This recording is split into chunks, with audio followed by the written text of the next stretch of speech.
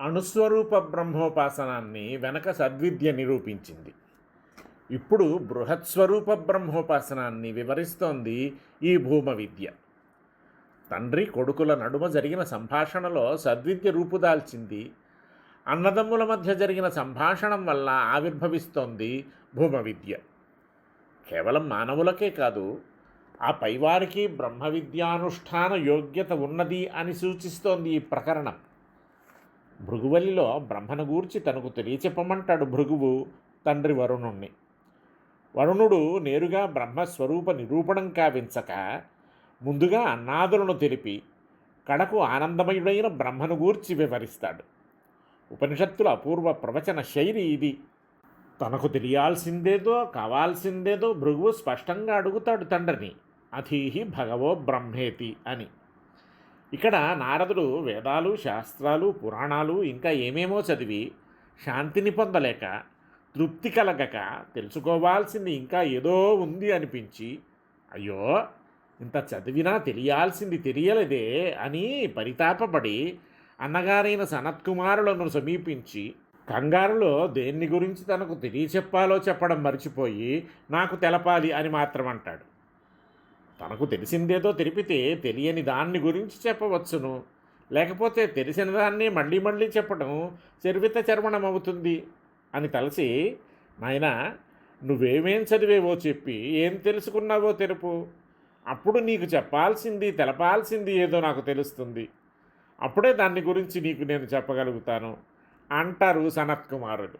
లేదు, చాలా చదువుకున్న నారదుడు బ్రహ్మజ్ఞానం లేకపోవడం వల్ల చదివినదంతా వ్యర్థమనుకొని విషణ్ణుడవుతున్నాడు. ఆ చదివిన చదువులేవో తెలిస్తే అవి కూడా బ్రహ్మజ్ఞానానికి సోపానాలుగా ఎట్లా ఉపయోగపడతాయో నిరూపించి గడచిన దాని పట్ల కలిగిన నిర్వేదాన్ని తొలగించి బ్రహ్మస్వరూపాన్ని తదుపాసనాన్ని ఉపదేశిస్తే బాగుపడతాడు అని భావించి ఏం చదివేవో చెప్పమంటారు సనత్కుమారుడు.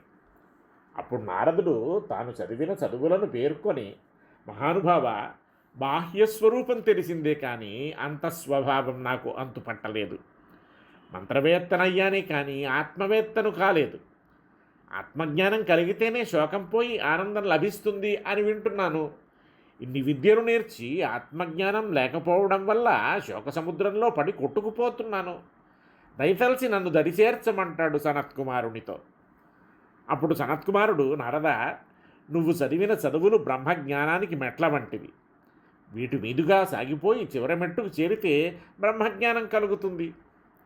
ఋగాది వేదాలు నామరూపమయాలు. ప్రపంచం నామరూపమయం. వేదాధ్యయనం వల్ల నామ బ్రహ్మ తెలుస్తుంది.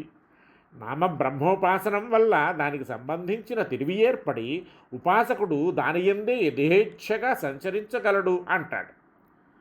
ఒక మెట్టును గురించి తెలియగానే మిగతా మెట్లను గురించి తెలుసుకోవాలి. అట్లాగే ఒక మెట్టు కంటే ఆపైది, దానికంటే ఆపైది, దానికంటే ఆపైది ఎట్లా ఒకటి కంటే ఒకటి గొప్పది పెద్దది కావచ్చునని తలపోసి నారదుడు నామం కంటే గొప్పదేది అంటాడు. వాక్కు నామం కంటే గొప్పది సనత్కుమారుడు చెప్తాడు. ఇట్లా నామ, వాక్కు, మనస్సు, సంకల్పం అంటూ 14 ఉపాసనాలను ఒకదానికంటే మరోదాన్ని గొప్పగా చెప్పి చిట్ట చివరగా బ్రహ్మ గొప్పది. ఆ బ్రహ్మమే పరమపురుషుడు. ఆయన అనంతైశ్వర్య సంపన్నుడు, నిరతిశయ సుఖస్వరూపుడు. యో వై భూమా తత్సుఖం. ప్రపంచమంతా వ్యాపించి ఉన్న విపులమైన పరబ్రహ్మ స్వరూపమే సుఖం. ఇతరాలు అల్పాలు, బ్రహ్మే గొప్పది అంటాడు సనత్కుమారుడు. స్వామి, అట్లాంటి భూమ అంటే బ్రహ్మస్వరూపాన్ని వివరంగా తెలుపగోరిక అంటాడు నారదుడు. అనవధికాతిశయ సుఖరూప బ్రహ్మను ఉపాసకుడు అనుభవిస్తూ ఉన్నప్పుడు మరోదాన్ని చూడ్డు వినడు. అంతకంటే వేరైనది ఉన్నదన్న విషయమే అతని తలపునకు రాదు. ప్రపంచాన్ని బ్రహ్మ భిన్నంగా భావించి అనుభవిస్తే సుఖం అల్పం. సర్వం బ్రహ్మాత్మకం అని భావించి అనుభవిస్తే సుఖం అనల్పం. బ్రహ్మాత్మకం అంత, బ్రహ్మ భిన్నం అని తలిచినప్పుడు అల్పం, మరణధర్మం కలది. అట్లాంటి బ్రహ్మ తన మహిమపైనే ఉంది. దానికి ఇతరం ఏది ఆధారం కాదు. నామం మొదలు ఆత్మ వరకు సోపానక్రమంగా చెప్పి ఆత్మ తర్వాత భూమ అని ఉపదేశించటం వలన జీవుని కంటే గొప్పవాడైన పరమాత్మే భూమ. భూమే అమృతం, భూమే సుఖం, భూమే అనల్పం.